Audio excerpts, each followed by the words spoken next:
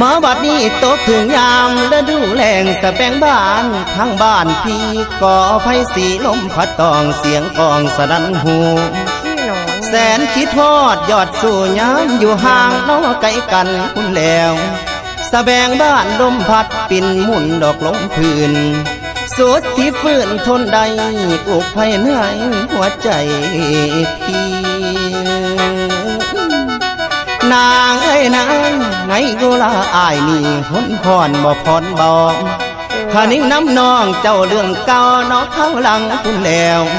มันยังฝังในใจเสียจ้องจำเด้อจิตอายคำที่สายเคยเว้าไว้น้ำสาวเบิดทุกสิ่งคำคำให้คำความที่ยิ่งบอกนั้นยังจำมันแม่นบ่มาน้องว่าน้องฮัก